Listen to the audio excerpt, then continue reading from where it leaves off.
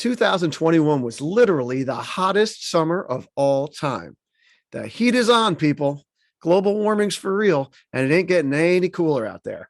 We need to do what we can as camp operators to operate in these crazy hot conditions while keeping our campers and staff healthy and happy. Karyn Miller has been doing this successfully in sunny Arizona. She even had a 122-degree day. And she tells all of us Nawtheners how to get it done. Check it out, guys. This is the Day Camp Pod.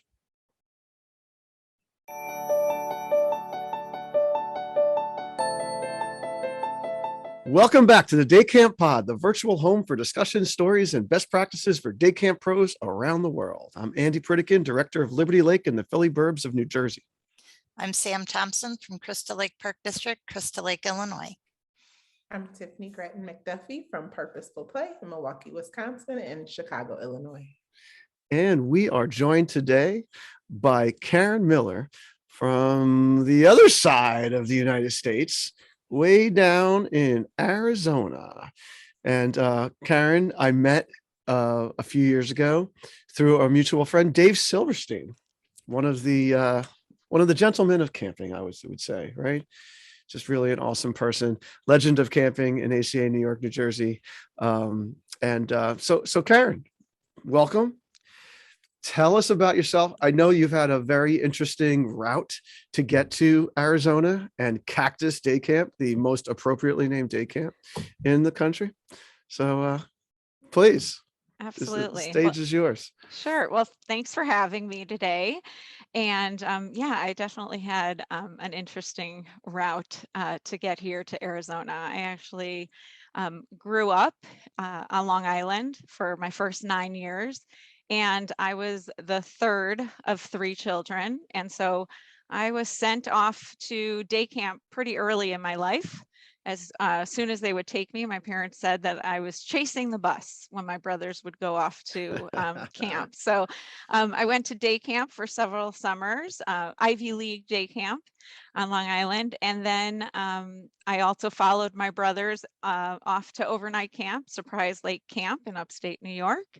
And then when I was at the end of my 9th year, my parents moved to Chicago, and I would go to overnight camps out in the Midwest as well. Of course, my roots were back in New York, and so I tried a couple different things, but basically every year we always split half of our summer at overnight camp and then the rest of the summer at day camp. So how did you shake that Long Island accent, by the way? My mom still makes fun of me how I say things like fine. And I definitely, being that I was the youngest of the family, I am for sure a Karen. My father calls me Karyn. I'm married to Gary, and my dad calls him Gary. And so, yeah, we definitely have a lot of New York in my family, but I did not keep that. So the Midwest has definitely stuck with me. And I would say, that's really where I identify from, is the Chicagoland area. I went off to college at Ohio State, and funny, I decided I wanted to be a camp counselor when I was in college. And back then, you looked in the phone book, and Banner Day Camp had an 800 number. And so I called it because it wasn't going to cost me anything. And that's how I got the information to apply there. And I worked at Banner for 7 years, kind of went up through the ranks a little bit, was a counselor and then a CIT director and an assistant director, and really became a teacher because all the directors there were teachers and would be directors in the summer. So I worked there, and then my husband and I decided that it was time to follow the sun and not experience the Chicago winters anymore. And so we moved out to Arizona in '98. And I decided I didn't know if I wanted to be a teacher anymore. I couldn't imagine like staying in the classroom forever. And so I worked at a place in Scottsdale that was, it was actually a satellite television station where we did lessons via satellite into schools in New York mostly. And Dana Hardin was the person that hired me there, who, about 2 weeks after she hired me, she announced that she was buying her overnight camp, Lake of the Woods in Greenwoods, and was leaving. And so I went into her office and I shut the door and I thanked her so much for the opportunity she just hired me for, and told her that she was living my life's dream, Oh my and gosh. please take me with you. And she had already hired somebody to be her assistant director, associate director. But a year later, the company that I was working for was closing, and she called me that day when we all got our letters of termination and said, "You're coming to work for me." And so I went there and worked with her for 7 years at Lake of the Woods, and it was amazing. But I definitely love having younger kids at camp, and I also like living at home and going home in the afternoon and having my weekends to myself and being with my family. And so what I noticed in all my time working at Lake of the Woods was there really wasn't anything going on in Arizona in terms of camps. There were a lot of programs that may have, taught gymnastics or taught baseball. And then in the summer, they just called it camp, but it wasn't like a traditional camp. So that's when I said, I think I can do this. I'm gonna start something in Arizona. And I'm going on my 16th summer of Cactus Day Camp. 16 summers. So take us back to this, like you get this epiphany that you want to start a camp program. And here you are with this amazing, banner, Lake of the Woods, Ivy League, Surprise Lake. I mean, this like serious, right? You've got like a doctorate in being a camper and a staffer at camps. So where do you even start? You like open the yellow pages? Like, where did you even start?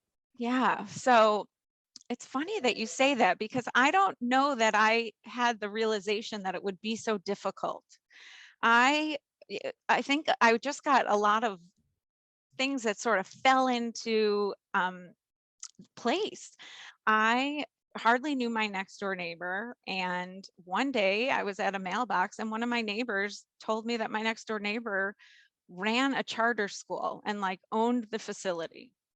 And he happened to see me and said, "I know you're a teacher. Do you want to sub?" And I said, "I'm not really looking to sub because I would like to start a summer camp and I'm trying to find a place to do it." And he was like, "Oh, well, you could use my school." And I was like, "Oh, okay."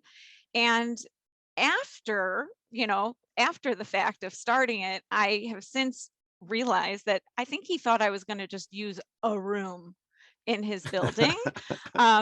And it was a small charter school. It had about 150 kids, but there were 2 buildings and I used one building. It had 6 classrooms and a gymnasium and then a field. And I came in like a hurricane and set up for camp. Honestly, I thought I was just gonna have 200 kids that year and they would just show up. And what I learned was I really had to educate the community here. This was not a culture of camping out here in Arizona, especially in the town that I lived in is Fountain Hills, which is right next to Scottsdale, but it's a smaller town. We at the time we didn't have a Target or a movie theater or anything like that. Mhm. And so it was small. My first summer I had about 26 kids. But I ran it like I had 200 kids. Like I Mhm. just believed in what I was doing. But essentially I was the counselor. I hired about, 8 staff to follow my lead. And I had my hands in everything. If we were tie dyeing, I was, making the tie dye, behind the school, getting it all ready. I was going home at night and preparing for the special events each day. And I sort of just, played camp and hoped for the best. And every So, year we added, kids to the program. I was curious, Tiff, how many kids were at the first time you ran your Purposeful Play thing in Milwaukee? So camp literally started with 5 kids in our backyard and just kind of almost organically grew. I love what you say about how like you thought it was going to be easy. I don't know if I had that level of hope, but what I did think was we were just going to do sports, right? We called it Purposeful Play because it was positive learning through athletics for youth. And we kind of just like went down the dictionary to find those things. Little did we know how much character development, like how much positive learning came before the athletics part. We were just like out to do basketball camp, but really like how, like you said, I was gonna say, it's like the alignment where things just kind of like fall into place. So happenstance, you find this neighbor and they have a space. I think that it's those times in our lives where it's really like, you know, that this is the work that's meant to be done, because it's just so, it's happening so with so much ease. And so I love that beginning. But yeah, we started with 5 kids when our largest summer pre-COVID was about 200 kids enrolled. And that was over the course of 5 years. It was huge, huge and accidental growth, right? But a miraculous thing for the city. So I can't wait to hear what number you're at now, because I'm loving this 26. Yeah. Well, she's restricted by her facility. That's the thing. So are you still at that same place? I'm not. So I would say we had about 65 kids each session, was like pretty much the capacity, because, well, we used one building of the 2, and then, you know, it's different with classes. You can have 25 kids in a class, whereas, you know, we'd have 12 kids in a group. Going into I mean, a I know room. it's Arizona and it's 110 degrees and all that. So like, when you're like, okay, we're going to run camp in Arizona, just like if you were in Southern Florida or whatever, like how much of your day are you planning on being outside? Well, at that facility, we had a big gymnasium, so we were able to really do a lot inside. But after 7 years, we moved to a different facility, which is the facility that we're at right now in Paradise Valley. And this facility does not have a gymnasium or any kind of cafeteria, anything like that. So we have a lot more outdoor a lot more of the day that's spent outdoors. And actually, it took me several times and a little convincing to actually be at this facility. I took a few people to come see it. What happened was the principal of this school also had some sort of connection with our school. And she came through to see the school when I was at the facility and in Fountain Hills. And she came during the summer when we were doing camp. And she said to me, "You should be doing this at my school. I have 2 swimming pools." And we didn't have a swimming pool, and we would actually drive our kids to a facility. We rented like a pool at an RV park because I wanted to have our own space, and they were able to give us a portion of their day. And the kids would swim twice a week. And we literally had to put like car seats in the vans and take them to the pool, and then take the car seats out and get the kids back in the van who were there. It was a nightmare.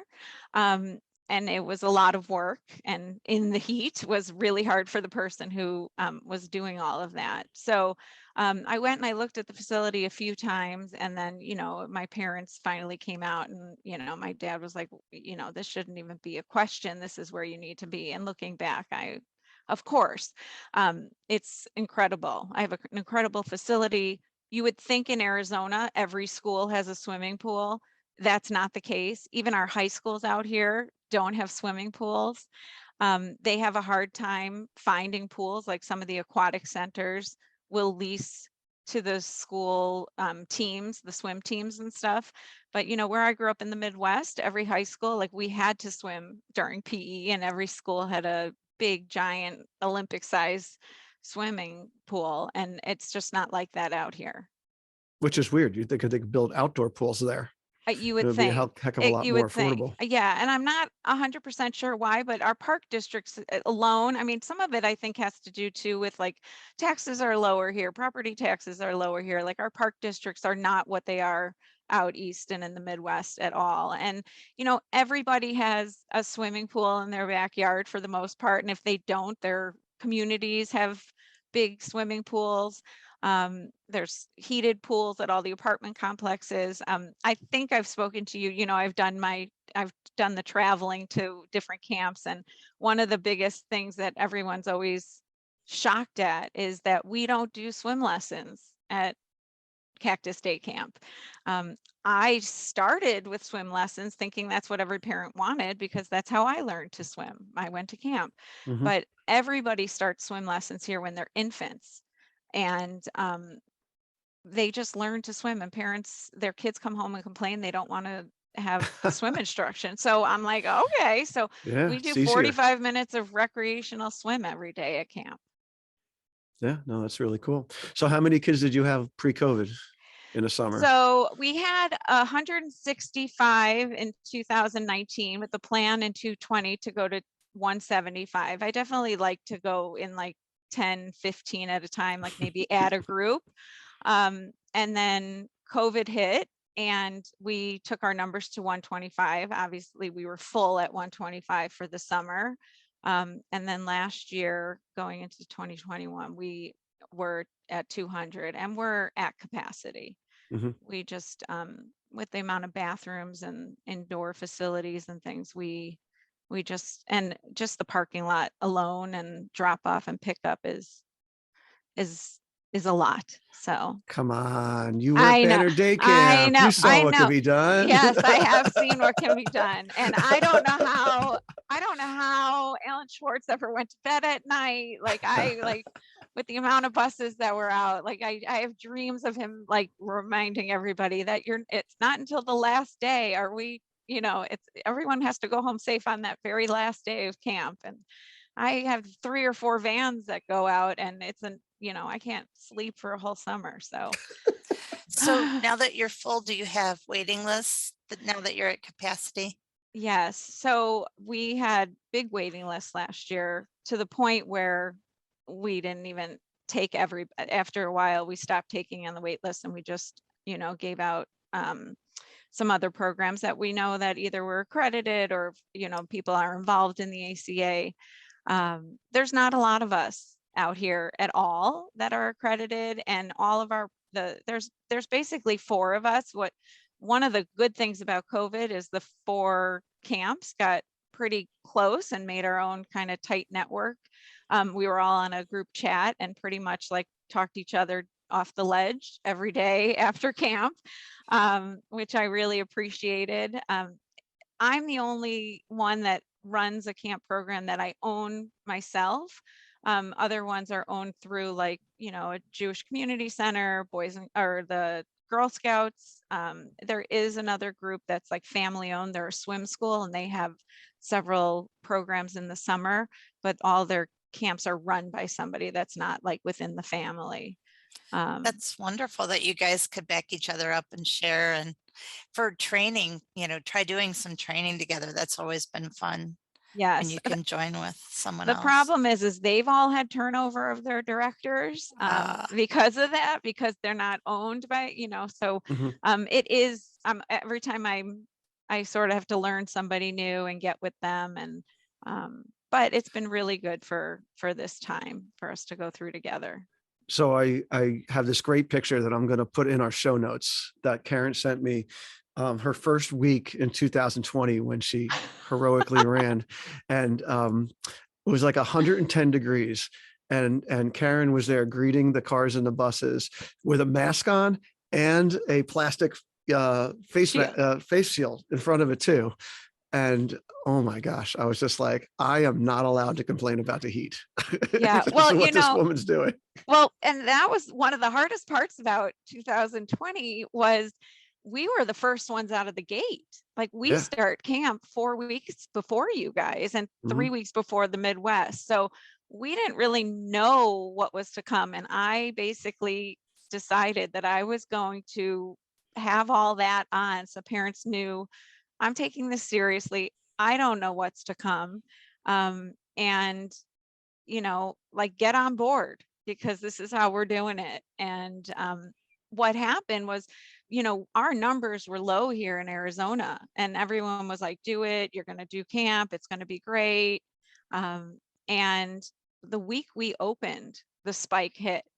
And then everyone started panicking. And actually, we didn't even have a mask mandate until the first Friday of camp is when they announced it at the end of the day. They changed all the pool regulations, and they decided that we were going to have a mask mandate the next week. So, we had to send out the emails to say masks are now required. But, we didn't have too much fallout from the masks itself, but we definitely had parents that, were like, maybe I shouldn't come second session and I should come fourth session, and maybe it'll all be over by then. Now, did you guys rework your program so that you could do more things outdoors as opposed to indoors? Yeah. So, well, we definitely, we canceled our first session because a lot of the states and everything that we were dealing with, all the regulations and the CDC, all that information like kind of came out last minute, and we just weren't ready. We just needed to like put ourselves together. So we started, so we only did 6 weeks.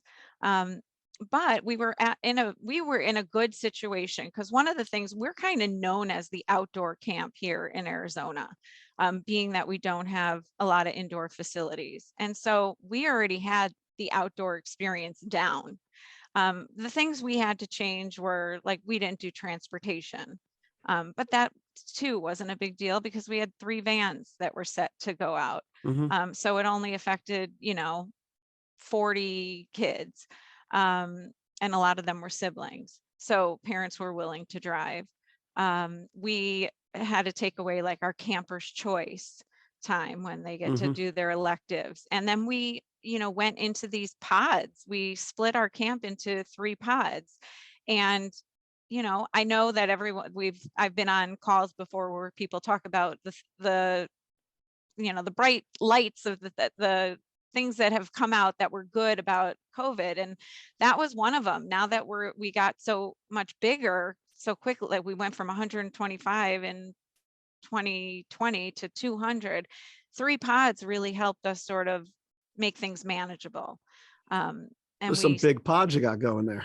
Yeah, well, and it was nice because we had like our leadership all of a sudden really had to step up, and now they were almost like division heads.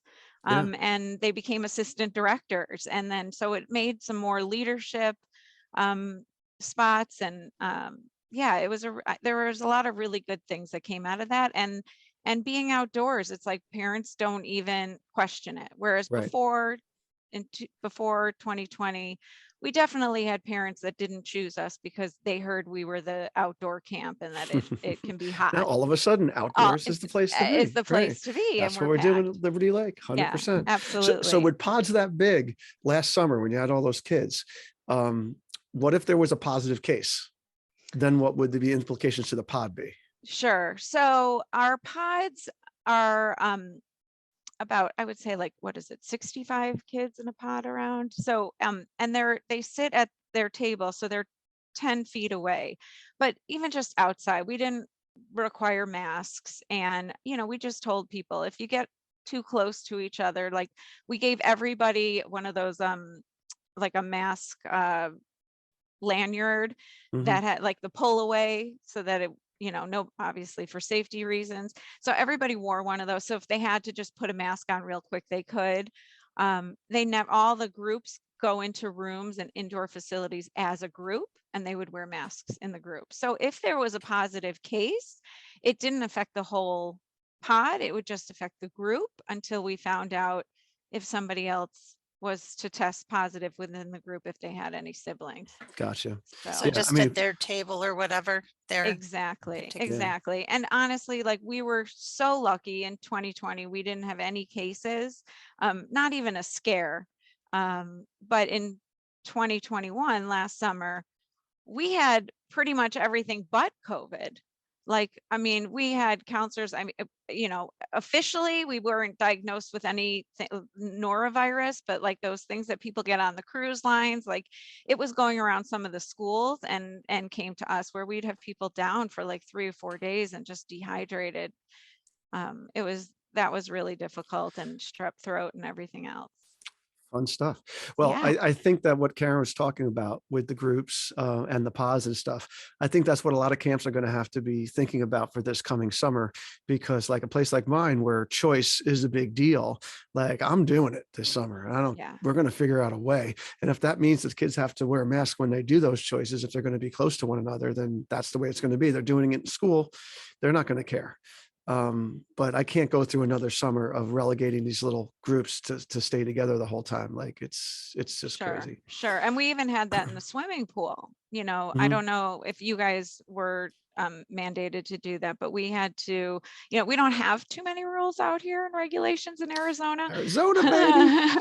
So it's nice, but I kind of follow the guidance of the CDC and what I know all my sharp friends out in East and the Midwest are doing, following suit of what they're doing. And we had to, rope off our pool into quadrants so that groups would stay in their areas. But I don't see us doing that. And we did try a couple days of Camper's Choice, and we just did it within the pods. So each pod did Camper's Choice at a different time, which it actually worked out really well. And I think we're definitely going to go back to it. Gotcha. Sure. All right. I gotta promote our little friends at CRS Sure. right now. And we'll get back and we'll be talking about the heat. So the Day Camp podcast is brought to you by CRS Commercial Recreation Specialists, the fine purveyors of the best recreation solutions to keep your camp going strong. Check out their website at crs4rec.com. And one of the things that CRS has, they're a distributor for, are those prime carts, those little go-kart things that the little kids use and the pedal carts. And they are really super. I don't know if you had those things, Karyn, but the kids really do love them. They're great for all ages. You can set up time races, relay races, or just let them use it during free play. Of course, they're great social distancing vehicles too. And they can easily be wiped down and all that kind of thing. So anyway, check out those prime carts, the pedal carts from CRS, and check out their website, because CRS is serious about fun. All right. So now, Karyn, we had this summer where it was literally like 108 degrees in Portland, Oregon, right? Like it was this crazy heat wave, and places in the Midwest and the East and everywhere, we were all just like, holy crap, we've never dealt with this kind of heat. I think that in the country, it was considered the hottest summer of all time. Okay. So I defer to the outdoor camp of Arizona. Like, what are some of the things that you guys do during the day to keep your children alive and your staff? Sure, absolutely. Yes, that's a hot topic for us. So I think some of it is just setting the tone for the summer. And that starts with when I talk to parents when they're registering. I tell parents from the get-go, we spend a lot of time outside. If you have a child that in 90 degrees needs air conditioning, we're not the camp for them. If your kids, get lazy in the heat and just really drag themselves along, we might not be the right program. However, we set ourselves up that we have a lot of shade. I bring in huge event tents. Like we can have several weddings at one time at our camp. We have so much tenting. We cover a partial area of the swimming pool. We have the school actually has a big shaded area where the kids eat outside. So that's one of our pods. But then we cover our sport court, half of it, with a tent for our gym games. And then we have another tent on the other half. It's like 2 giant basketball courts. And the other one is for a pod. It used to be for our pep rallies. Now each pod has their own pep rally. And then out in the field, we also have a third huge event, or I guess a fourth one for another pod out there. We even do like a 10 by 50, so like a long tent at our archery range, so that when the kids are shooting, they're shooting from a shaded structure. Wow. We do have some trees, but our trees don't shade. They're like see-through trees, they're not very bushy. And so Like cactuses. they don't really, yeah. By the way, do you guys say cactuses or cacti? What do you guys say? Um, I say cacti, but a lot of people say cactuses. I'm just curious what they say in Arizona. Yeah, we say everyone says everything pretty much. In regard to the tents, do you guys own them or Yes. rent them? We rent them, and it would make sense for some people to actually own them, but I've done some, our tents are huge. They can be like a 90 by 40 or by 50 or 60. Like and we keep expanding them. And so in order to store something like that and have somebody clean it and then come out and put it up, I've been working with these guys for 8 years. I get, a pretty good deal at this point, and they know the drill, and they even put it up early enough so that the school that I lease can have it up for graduation, which they so appreciate. Sometimes the school will tack on for one of the tents to stay on for an extra month. So, they make some pretty good concessions. So you don't think the tent company, they didn't jack the prices up when every restaurant in town wanted tents also? Well, no, because we didn't really have that. They didn't have a lot of business because all of our restaurants have outdoor seating already. So they were Interesting. I was like one of their only clients in Wow. 2020. Yeah, Yeah. they did not, our tent companies now, they're totally rebounding now in a huge way, because everyone's now having parties and everything for the holidays and the PGA tournament and everything else. So yeah. All right. What Karyn, about, go ahead. I just wanted to say, to put it in perspective, we're the complete opposite. Today it was 34 degrees, but we were on the playground at 8:10 with the kids playing. Right. So it's all about the equipment that you've got to use either way to. Well, but to I make think it that work. that Karyn was saying, like, I think that we get conditioned from it, right? Because if you live in Chicago right now, like, you play outside and it's just, you're used to 34-degree weather. Karyn is suffering in a hoodie, and I think her she can't feel her toes, and it's 72 in Arizona today. Yes, well, it's So- going to be 82, but even that will still be a little But my chilly. point is, you get conditioned, right? Absolutely. Like when it's 110 degrees in Arizona in the summer, and you're telling your camp families, hey, we play outside, that's just the way it is. You're getting Sure. people who are like, yeah, it's just the way it is, right? My nieces live in Seattle, and it's raining and dreary every day, and they think it's beautiful weather. Absolutely. It's just what they're used to. Absolutely. And I know it's cliche, but it really is a dry heat. And there is a big difference. And that's why when it's 72 degrees, I'm freezing, because 72 degrees is cold here. It just is. But a lot of our families, the kids grow up and they're outside all day and they're used to it. We notice the kids that have a hard time and the staff that have a hard time are the ones that are here for the summer visiting grandparents, counselors that, have just, their family moved to Arizona when they went off to college, and now they're coming home for the summer and they're working here.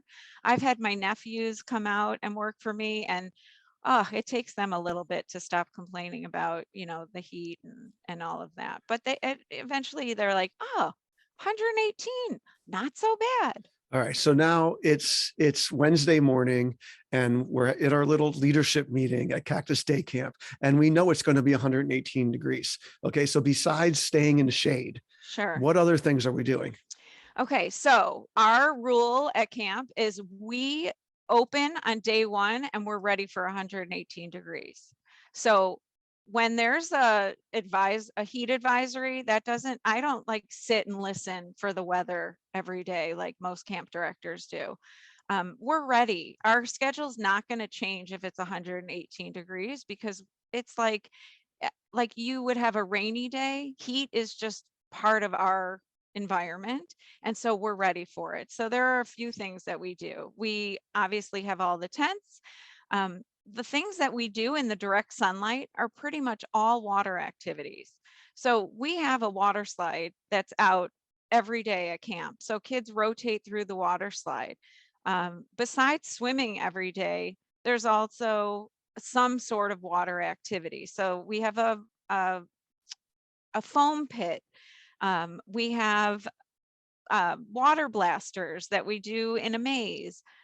We have sprinklers. We've made our own sprinklers with PVC pipe that kind of have a spray over our field. So if group is doing something out on the field in direct sunlight, they can do it. Like you can play anything with a spray of water going over. Heck Counselors yeah. know if you're playing Gaga when you're done, or if the kids need a break halfway through, they run through the sprinkler.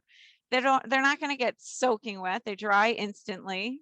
It's not a big deal. So we even have misters around our Gaga pit because that's also a shaded area too. So, we're just ready for it. There's not a lot that we've had one day in 15 years where it was 122 degrees and and I don't even know. It was probably like 4 or 5 years ago at this point, like 2017, I think it was. And it was not safe to be outside was basically what they were saying. And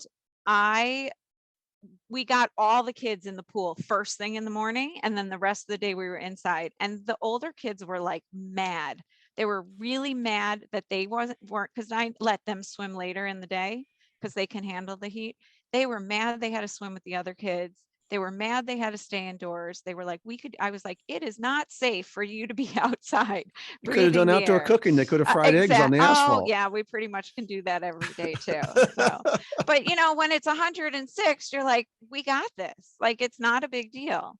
So I think you're bringing up some good points with that she said, which is you can do anything underwater, right? With water spritzing on you, right? And misters, when we first started Liberty Lake and we were an all outdoor camp and it was really hot, we actually went to the magazines that sell equipment for farms, and we got the misters that look like giant fans that are used to keep the livestock nice and cooled off. And they're a special kind of fan. So those are great. We built some kind of spritzers that are basically what they would use at a sod farm to spray down sod, right? So basically pumped into your irrigation system, these long poles would kick going all around. And yeah, the kids play Foursquare, Gaga, whatever underneath it, happy as clams when it's that hot. There's no doubt about it. And I know that CRS and a lot of these other companies do sell misters too, that people are putting throughout the camp. I know one camp, Black Bear, they have them, they're under phony palm trees with the coconuts and stuff like that. It's sort of cute. Yeah. Well, and you have to have a lot of hose, and it has to be ready to go. And during staff training, you got to talk about turning hose on and turning hose off and making sure that you're looking for, signs of heat exhaustion. We even have a room specifically, it's called the chill room, where, if you needed to take in a program, like you would take a group of kids just to relax and sit and do some games where you're sitting in the grass, and you don't really need any equipment, we go into our chill room if kids need a little AC. And we have, little door signs so that counselors know if a group is in there and they don't, take a group in, especially now with COVID, we've, implemented the door signs and things like that. But, we do, and I have had like evap coolers. We've rented those fans that you were talking about. What happens, I think, is that like every group will be like, well, it's not direct, like the fan's not on our table. Some groups complain about that. So when we went to the 3 pods and we didn't have all those evap coolers, we actually noticed that kids don't complain about it. So we've done away with some of that. As long as they're under the shade, they're happy. What are your thoughts on things like water balloon fights or water guns and things like that? So we use the water blasters that are like, they almost look like a big crayon. I'm not big into water balloons. We do it for some special events and stuff like that, but they pop, they get wet, and then you got to go through a million water balloons. Yeah, it takes a lot of time to fill them up. A lot of time, even with those funky little things they have now to blow up a lot of them. We just, we literally take out a hose and every kid can take a shower under it and be dry in 5 minutes. You can make your own slip and slide too. You just need a big plastic tarp, a hill, and a hose, and you're good. Yes. What we don't have is a hill. So there you go. I used to, at the old campus, I bought like a huge thing of foam, and we would put a slip and slide like we bought a trash trash liner, and did it that way.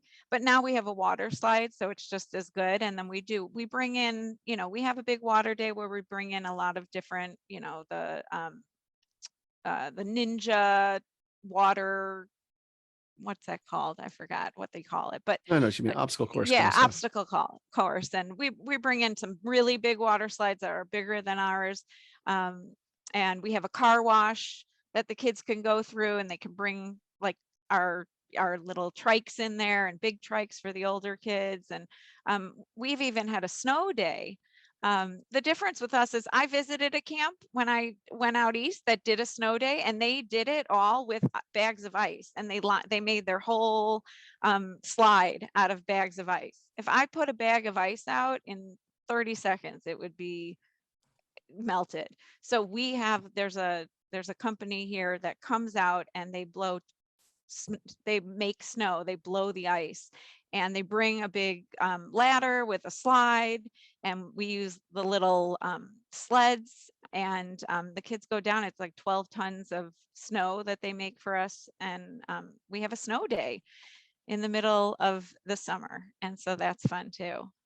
One idea that I hear running rampant through everything you're saying is just the innovation, right? And the resilience to just truly recreate a camp experience. So I love that. And just in so many little ways, I've been taking notes and I want to pop in. So there's too many to go back and listen to now, but I think for our listeners, especially, it's important to hear about how to be innovative, and how when you really are purpose driven, you can make it work despite all odds. And I know that there'll be people who, I think sometimes, especially as owners of the camps, as opposed to working for a park district or a Boys and Girls Club, or someone who has extra funding and extra people for all of these jobs that we do ourselves, you can get disheartened because you're like, oh, I'm marketing and I'm doing, and I'm curriculum and I'm this and I'm that. So for people who are listening, who are looking to possibly start a camp, I guess just to really hone in on all of the tidbits that she's provided about how to really just be innovative and to create what you want. Do you have any tips for people who are looking to start a camp?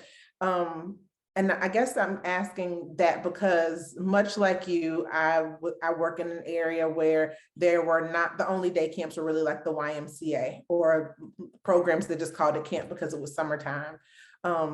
So any suggestions or like words of advice that you would give people who are looking to transition, and then from working in a camp to owning one, and then just something about like the resilience, like what really kept you going as you navigated the obstacles that you talked about?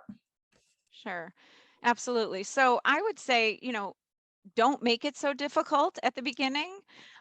For me, when I started at the facility in Fountain Hills and I had 6 rooms and a gym, we did board games in one of the rooms, and we didn't have a swimming pool. We had a lot of things. We had a lot of time we had to fill. We did have a room, we call it the Wii room. That's how old, nobody plays Wii anymore, but we have Xbox and Wii, and we're very specific about the games that are used in there, and a lot of them can be dance games or karaoke style games. We do like game show where I've seen it. Game show is like a special event at some camps. Well, we bought our own game show and we do game show indoors.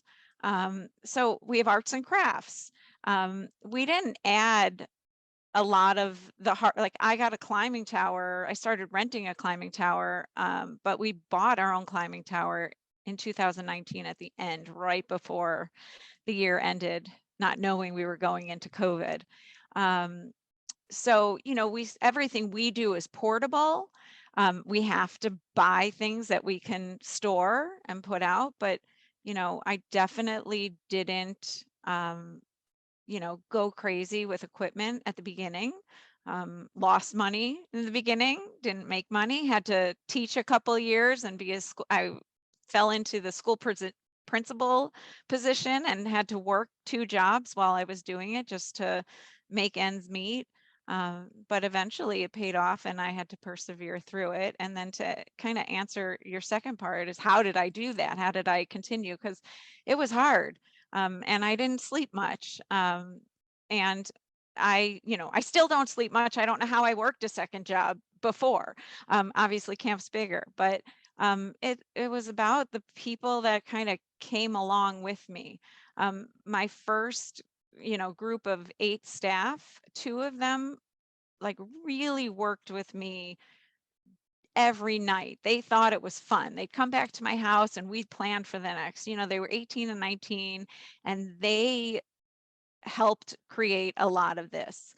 And I call them the founding mothers, and I still to this day keep in touch with them, and they come and visit, and other counselors meet them and they hear about them. And there's been other groups of staff that have stayed for 4 and 5 years that continue to come back and be a part of it, and we still give them the credit they deserve. And during 2020, gosh, the people who stayed through for 2020, I still buy them gifts and, at the holidays, and send thank you cards. And they, some of them had to drag me across the finish line. It was a struggle internally, and I was anxious and had, I'm usually not one to stress. And, I had my time and had days that, the first day of camp, I cried in 2020 when the cars started to come. I don't know if I was relieved we finally opened, or I was scared we opened, or what, but I cried. I'm not quite sure what for, but I did. Oh yeah, yeah. I still feel like there's therapy lacking that I should have gotten from Oh, that summer. absolutely. But although last summer was even tougher in many And you ways. so. probably cried Yes. too. I just appreciate your transparency, because it's true. And sometimes when you are an owner and your peers are people who have, who don't own the location, some people stay forever, and some people, like you said, there's this attrition going on and they're reacclimating themselves. It's just like a different feel. And so just for people who actually own the space, I think it's really important for them to hear, because when I would be in the room and no one else would own it, I wasn't sure if this was like, oh, this is a boss move because, I actually own it, or if it was like, their bosses don't have to come. So I'm really like lacking, and I wish I had a team who could be here. So it's always like that fine line where you're like really excited about the work you're doing. And yet, I personally had to recognize these are global organizations or county owned organizations. And so I had to give myself grace and not always be comparing, oh, they have this or they have that, and how many jobs I had by comparison. But I think, like you said, it's the people and the impact that you're making that really keeps Absolutely. you going. Yeah. The other thing too, real quick, is that there's nothing that I do that I feel like I'm not going to reinvent the wheel. I've been at a lot of awesome programs, and basically I have tried to duplicate as best as I can in a desert style, I always say, and a portable style. And that's how I bring things to camp. And so I take a little bit of the things that I loved about every program. And then honestly, there are traditions and cultural things that have come out of those things that have taken on a life of their own that I just like leave to the staff. And I mean, there are things that have happened at camp that I could have never dreamed up myself. Like we have a spirit chicken at camp, and we have a weenie man that comes every Friday for hot dog day. Like we just, it's nothing. And I am not the creative mind at all. And I have a person who's been with me for 15 years, and she has taken on things herself. That's amazing. But you did spend a lot of summers of your life at sleepaway camp, and Yes. and that's the kind of sleepaway camp spirit that we talk about on this show very often. Like those weird little things Yes. that kids remember. Yes. And when you're renting a facility and you can't go painting the walls and all that kind of thing, and and you're dealing with 118-degree weather and all that other kind of complexities that you have in Arizona, you got to be, like Tiff said, you got to be creative in order to come up with these funky things. And being that there's nothing really like you down there, people are going to think, wow, this is it. You know, Right. this is what camp is. Right. This is the Absolutely. model. So I want to give a shout out to our friends at Camptivities, the camp programming software, because scheduling is hard and it's easy to make mistakes. And scheduling affects every camper and staff summer, and it's time to make it easier. Let Camptivities help you create a balanced and engaging schedule without the mistakes and without those long days and long nights. They got auto scheduling, you know, for campers and groups, rainy day scheduling, who knows, maybe even hot day scheduling. I think you could just call it that. You can make manual adjustments. There's tons of customizable settings and so much more. So if you're looking for a better way to schedule this summer, check out camptivities.com and set up a time to chat. They would love to talk to you about it. So I just want to throw in a couple of little things when we were coming up with all these funky ideas. One of them is you mentioned car wash.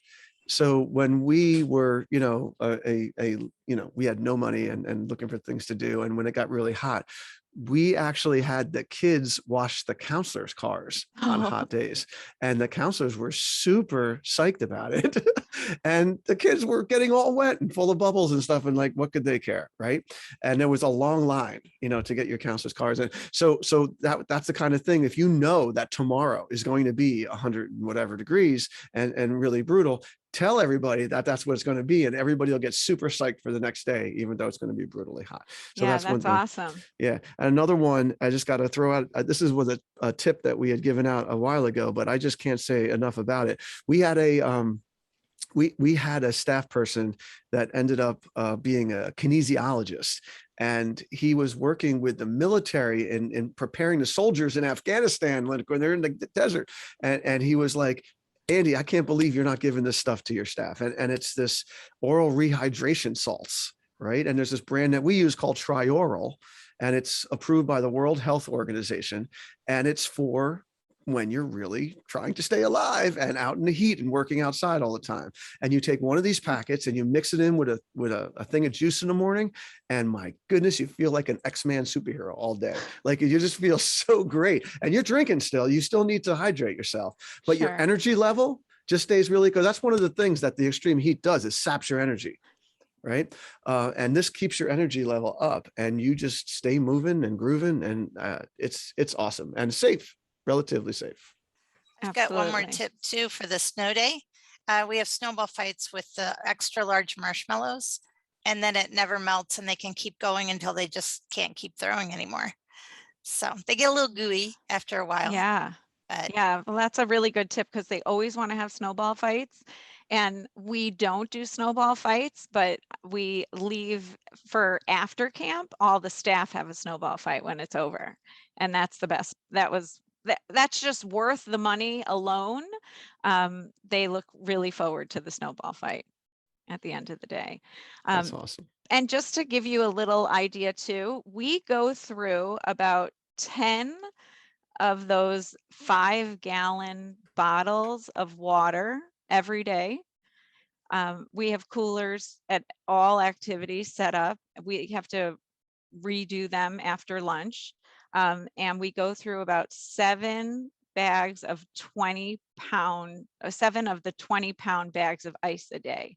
So we look like, you know, those ice containers that they put at like gas stations where you go get bags. Yeah. They bring us 3 of those. Well, 2 of them. One's like a double wide, and they fill that with our ice for the summer, and they continue to restock that. And then we bring in like 50 of those 5-gallon. Yeah, I highly recommend that if the camps don't have that. The ice companies are happy to give you a freezer or 2. Oh yeah. In order for them to buy their frozen water from them. Yes. No, we go through a lot of stuff too. Karyn, have you heard of those water monsters? Those big things, those things are tremendous, because you're talking about 5 or 10 gallon, you know, Gatorade cooler kind of things. Those are nice, but the water monsters is where that's like hundreds of gallons in one thing. And you can put ice. We actually get from our ice distributor, we get big blocks of ice that we put in the water monster, just these big blocks. They're like giant ice cubes. And the water monster has like 8 spigots around it. Oh, and the yes, kids I've can seen just, that. yeah, they were originally used for marathons and things like that, races like that. And now they've gone into the world of camping. They were actually vendors at the virtual national conference last year. Oh, I saw wow. that. So Okay. yeah, it's watermonster.com. Highly Awesome. recommended. A Yes, huge that's purchase. awesome. I know Steve Baskin in Texas. He has a bunch. He has a half dozen of them. And Yeah, I need big about a raises. half dozen of them for sure. Yeah, no, they're great. So I want to thank Karyn Miller. Thanks for coming with us. This was terrific. Plenty Thanks to talk for about having in me. the world of heat. We want to thank the Go Camp Pro team, commercial recreation specialist, and Camptivities for allowing us to bring this podcast for you. And if you like what you hear, you should subscribe to the Day Camp Pod on your favorite podcast platform. Check out the show notes for this and other episodes at daycamppodcast.com, as well as contact info for the show, our guest Karyn, and our wonderful co-hosts Sam and Tiff. Thanks for listening. Make yourself a better Day Camp Pro. We'll be back in 2 weeks with another full episode of the Day Camp Pod.